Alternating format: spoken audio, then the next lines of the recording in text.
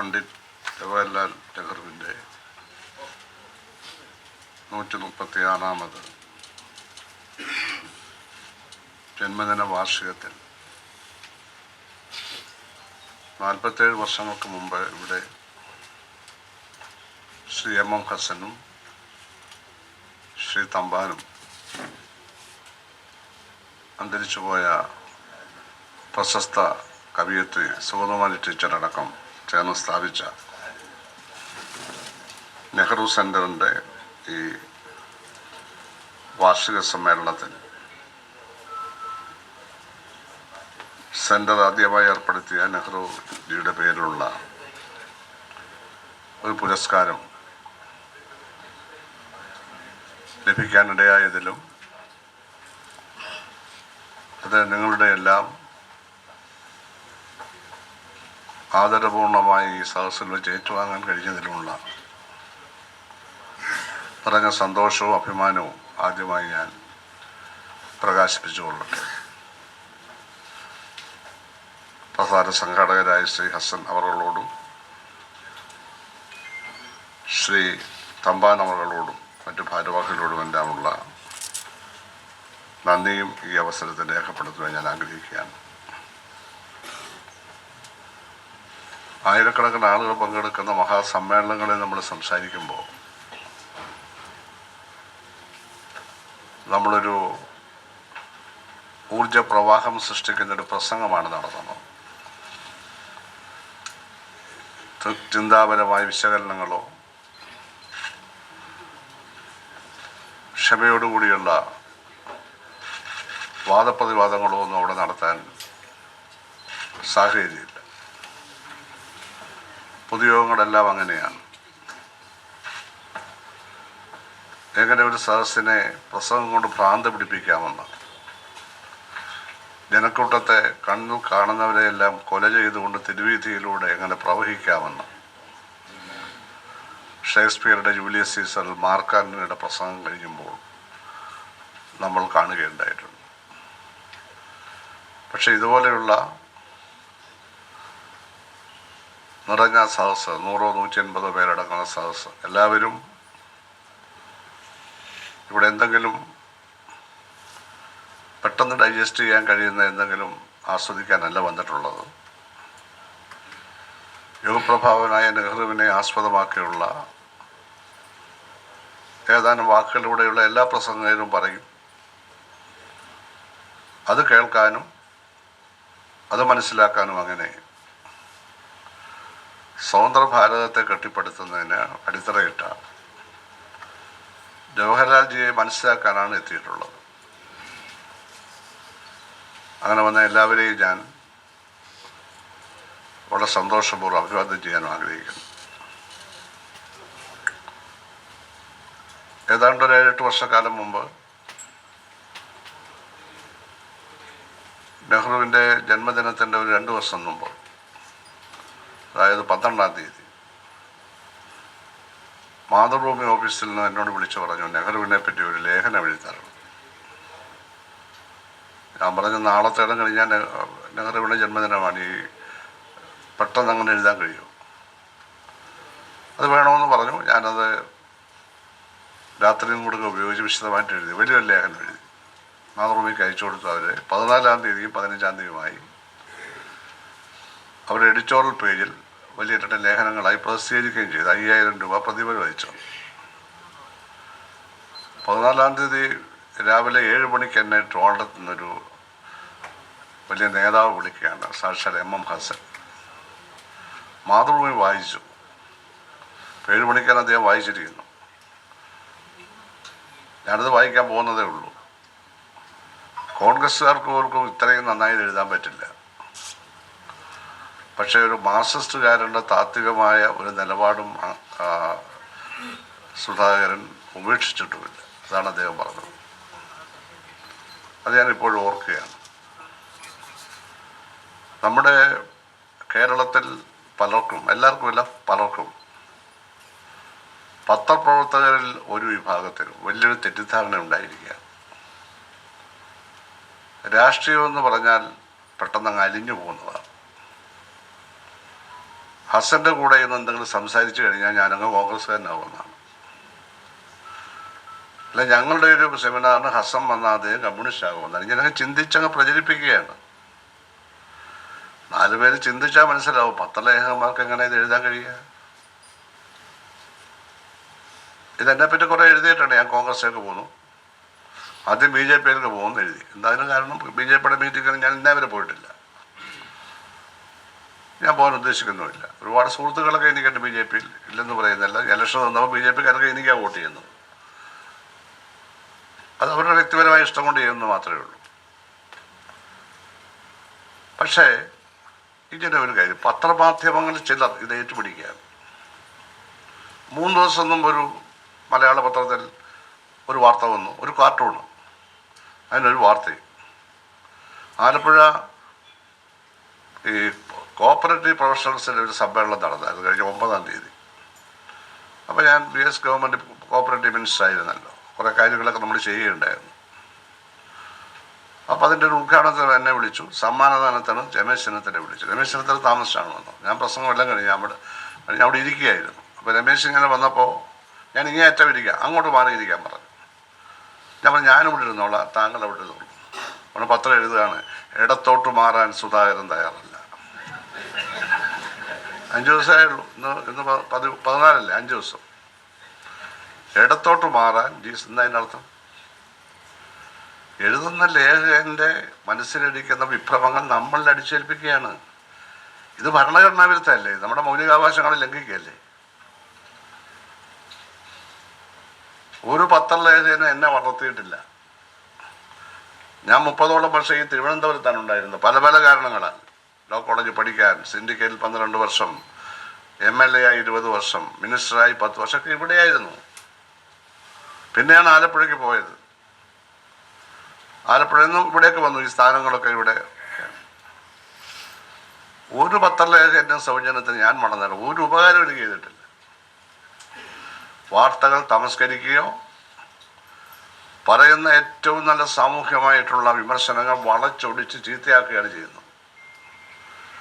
തിരുവനന്തപുരത്തെ പത്രപ്രവർത്തകർ അങ്ങനെ ആയിരിക്കില്ല എന്ന് ഞാൻ കരുതുന്നു.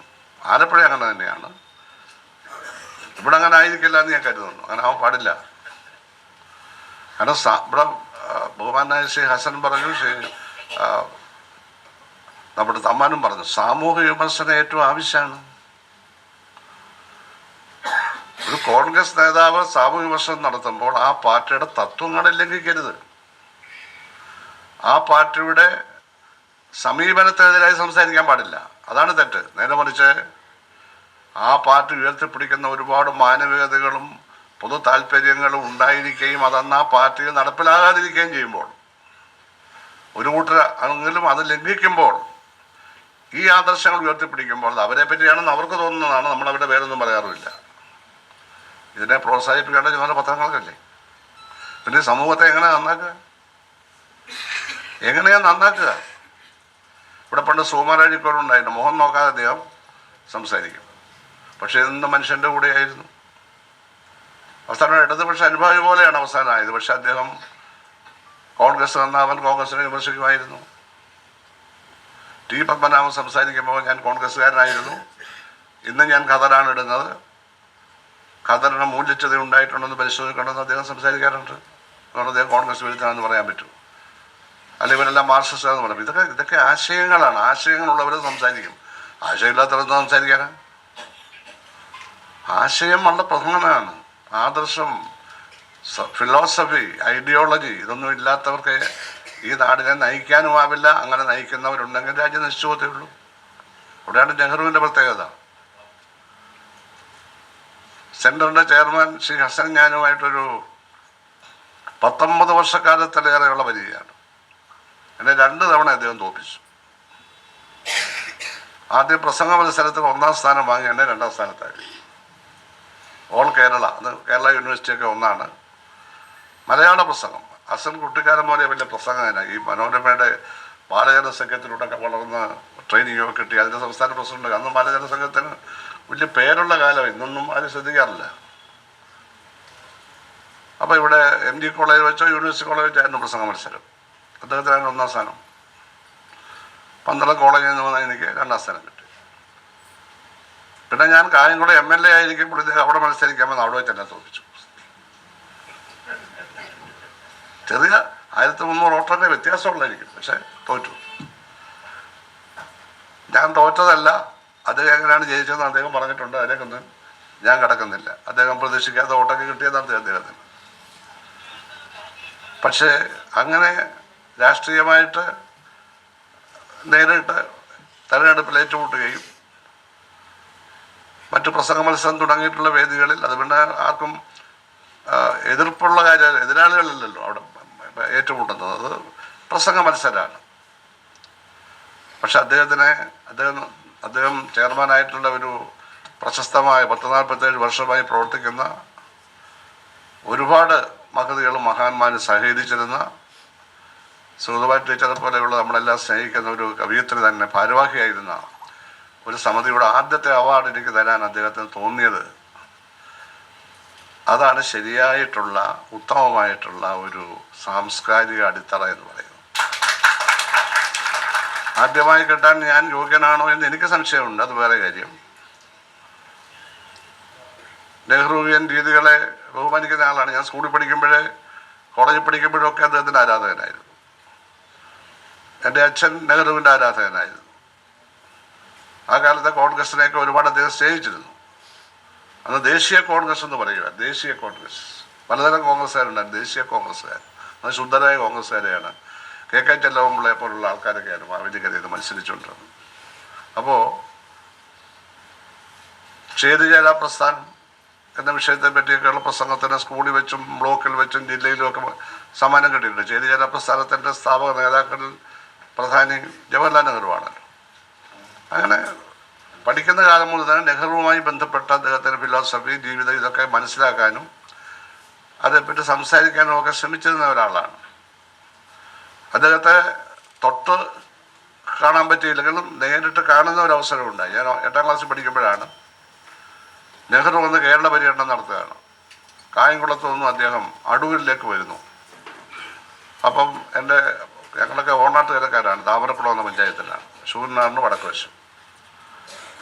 രാവിലെ 10:30 മണിക്കാണ് വരുന്നത്. ഞങ്ങൾ 8 മണിക്ക് തന്നെ പോയി അവിടെ ഈ മുള കൊണ്ടുള്ള വേലിയൊക്കെ 2 സൈഡിലും കെട്ടി ആ വേലിക്ക് ഇപ്പുറത്ത് ഞങ്ങൾ ഇരിക്കുകയാണ് കുട്ടികളൊക്കെ. അദ്ദേഹം ഒരു 11 മണിയായപ്പോൾ ഒരു തുറന്ന ജീപ്പിൽ ഇങ്ങനെ വരുന്നുണ്ടായിരുന്നു. എല്ലാവരും കൈ വീശി കാണിച്ചു. അങ്ങനെ നെഹ്റുവിനെ ആദ്യമായിട്ട് കണ്ടു. അപ്പോൾ അന്നതൊക്കെ വലിയ ആവേശമാണ് നെഹ്റു വരുന്നതെന്നൊക്കെ പറഞ്ഞാൽ. ഇന്ന് പ്രൈം മിനിസ്റ്റേഴ്സ് വരുന്ന പോലൊന്നും അല്ലത്. ജനങ്ങളുടെ മൊത്തത്തിലുള്ള കക്ഷി വ്യത്യാസമില്ലാതെ ജനങ്ങളുടെ ആദരവും സ്നേഹവും ഒക്കെ പിടിച്ചു പറ്റിക്കൊണ്ടാണ് ആ കാലം, സ്വാതന്ത്ര്യം കിട്ടിയ ആ കാലം, ആ ഒരു ആദ്യത്തെ ഒരു 10-20 വർഷത്തിനുള്ളിലുള്ള ഒരു അന്തരീക്ഷവും ഉണ്ടല്ലോ, സ്വാതന്ത്ര്യ സമരത്തിൻ്റെ അന്തരീക്ഷവും ഉണ്ടല്ലോ അന്ന്. അപ്പോൾ ആ കാലത്തൊക്കെ തന്നെ നെഹ്റുവിനെ പറ്റി മനസ്സിലാക്കാൻ ശ്രമിച്ചിരുന്നു. അദ്ദേഹത്തിൻ്റെ എല്ലാ പുസ്തകങ്ങളും ഞാൻ വായിച്ചു. പ്രധാനപ്പെട്ട പുസ്തകങ്ങളാണല്ലോ ഗ്ലിംസസ് ഓഫ് വേൾഡ് ഹിസ്റ്ററിയും ഡിസ്കവറി ഓഫ് ഇന്ത്യയും letters from a father to his daughter എന്നൊക്കെയുള്ള ആ പുസ്തകം. ആ 3 എണ്ണമാണല്ലോ പ്രധാനം. ലോകപ്രശസ്തമായ പുസ്തകങ്ങളാണ്. അതിൽ ഹിസ്റ്ററി ഉണ്ട്, ലിറ്ററേച്ചറുണ്ട്, മ്യൂസിക്കിനെ പറ്റിയുണ്ട്, ആർട്ടിനെ പറ്റിയുണ്ട്, ഫിലോസഫി ഉണ്ട്, ലോകത്തെ പറ്റിയുള്ള വിശദമായ ജിയോഗ്രാഫി ഉണ്ട്. എല്ലാം കുട്ടിക്കാലത്ത് ഇന്ദിരാഗാന്ധിക്ക് മകളായി ഇന്ദിരാ പ്രിയദർശനിക്ക് അയച്ചു കൊടുത്ത കത്തുകളാണ്. അത് ലോകപ്രശസ്തമായി പാഠപുസ്തകങ്ങളായി. അതൊക്കെ ഒരു മഹാഭാഗ്യമല്ലേ? ലോകത്ത് ഏതെങ്കിലും ഭരണാധികാരി ബന്ധപ്പെട്ടവർക്ക് അയച്ച ഏതെങ്കിലും ഒരു പുസ്തകം പാഠപുസ്തകമായിട്ടുണ്ടോ? ഇല്ലല്ലോ. കത്തുകളൊന്നും പാഠപുസ്തകമായിട്ടില്ലല്ലോ. ഇപ്പം ചരിത്രത്തിൻ്റെ ഒരു എന്താ പറയുക, ജാജ്വല്യമാനമായ ഒരു ഘട്ടത്തിലാണ് അദ്ദേഹം രാജ്യത്ത് പ്രൈം മിനിസ്റ്റർ. ആ ഘട്ടവും ഒരു പ്രധാനമാണ്. സ്വാതന്ത്ര്യം കിട്ടിയ ആദ്യത്തെ പ്രൈം മിനിസ്റ്റർ. അതിനൊക്കെ ഒരു പ്രാധാന്യമുണ്ട്. അങ്ങനെ നോക്കുകയാണെങ്കിൽ ഈ കഴിഞ്ഞ 5 നൂറ്റാണ്ട് 16, 17, 18, 19, 20 ഇപ്പോൾ 21 നൂറ്റാണ്ട് 25 വർഷമല്ലേ ഉള്ളൂ. ഈ കഴിഞ്ഞ 5 നൂറ്റാണ്ടിൽ ലോകം കണ്ട വിശ്വോത്തര നായകന്മാരിൽ ഒരാളാണ് ജവഹർലാൽ നെഹ്റു എന്ന് ഒരു സംശയമില്ലാതെ പറയാം. 16-ാം നൂറ്റാണ്ട് മുതൽ നിങ്ങൾ എടുത്തോളൂ, ജനാധിപത്യമൊക്കെ വരുന്നതേ ഉള്ളൂ എന്ന്. എന്നാൽ റിനൈസൻസിൻ്റെ കാലമാണ്. യൂറോപ്പിൽ റിനൈസൻസിൻ്റെ നവോത്ഥാനത്തിൻ്റെ കാലമാണല്ലോ. 17-ാം നൂറ്റാണ്ടും അതിൻ്റെ തുടർച്ചയാണ്. 18-ാം നൂറ്റാണ്ടിൽ വ്യാവസായിക വിപ്ലവം ഉണ്ടായി, പുതിയ നേഷൻസ് രാഷ്ട്രങ്ങളൊക്കെ രൂപം കൊണ്ടു, ഇലക്ഷനായി. പിന്നെ രക്തരഹിത വിപ്ലവവും ഗ്ലോറിയസ് റെവല്യൂഷനും ഒക്കെ നടന്നു. ഫ്രഞ്ച് ഏറ്റവും രൂക്ഷമായ, ഏറ്റവും കൂടുതൽ ആളുകൾ കൊല്ലപ്പെട്ട ഇതുവരെയുള്ള ലോക വിപ്ലവങ്ങളിൽ മുമ്പ് നിൽക്കുന്ന ഫ്രഞ്ച് വിപ്ലവമാണ്. ചക്രവർത്തിയെ കൊല്ലാൻ തന്നെ പുതിയൊരു ആയുധം അവർ കണ്ടുപിടിച്ചു, ഗില്ലറ്റിൻ. ഏതായുധം കൊണ്ട് വേണമെങ്കിലും കൊല്ലാം, പക്ഷെ ഒരു പ്രത്യേകതരം ആയുധം കണ്ടുപിടിച്ച് കഴുത്തറുത്ത് കൊല്ലുന്ന ഒരു പരിപാടിയാണ്. ഒരു കുഴി ഇറക്കം നിർത്തിയിട്ട് ഗില്ലറ്റിൻ അമർത്തും. അത്ര രൂക്ഷമായ എതിർപ്പായിരുന്നു രാജാവിനോട്. രാജാവ് അത്രമാത്രം ജനദ്രോഹിയായിരുന്നു. അന്നത്തെ മതമെല്ലാം അദ്ദേഹത്തിൻ്റെ കൂടെയായിരുന്നു. മതമേധാവികളെ മുഴുവൻ കൊന്നൊടുക്കിയവർ. ആ ഫ്രഞ്ച് വിപ്ലവത്തിൻ്റെ കാലത്ത് ഉയർന്നു വന്ന നേതാക്കന്മാർ അറിയാമല്ലോ, മോണ്ടസ്ക്യൂയും അതുപോലെ തന്നെ 2-3 വലിയ നേതാക്കൾ. ഒന്ന് മോണ്ടസ്ക്യൂ ആയിരുന്നു, പിന്നെ സോഷ്യൽ കോൺട്രാക്ട് എഴുതിയ റൂസോ, അങ്ങനെയൊക്കെയുള്ള ആൾക്കാർ. പിന്നെ അമേരിക്കൻ വിപ്ലവത്തിലൂടെ ജോർജ് വാഷിംഗ്ടൺ, അബ്രഹാം ലിങ്കൺ, ഇതൊക്കെ ഉയർന്നു വന്നില്ലേ. മാർട്ടിൻ ലൂതർ കിങ്, ദക്ഷിണാഫ്രിക്കയിൽ മണ്ടേല, നമ്മുടെ മഹാത്മാഗാന്ധി. 19-ാം നൂറ്റാണ്ടിലെ 18ാം നൂറ്റാണ്ടിലെ ഏറ്റവും ലോകത്തെ കിടിലം കൊള്ളിച്ച വിപ്ലവങ്ങളുടെ പ്രവാചകന്മാരായി വന്ന മാർക്സ്, എംഗൽസ്, നമ്മുടെ മഹാത്മാഗാന്ധി. അങ്ങനെ എത്രയെത്ര യുഗപുരുഷന്മാരുടെ കൂട്ടത്തിലാണ് ജവഹർലാൽ നെഹ്റു.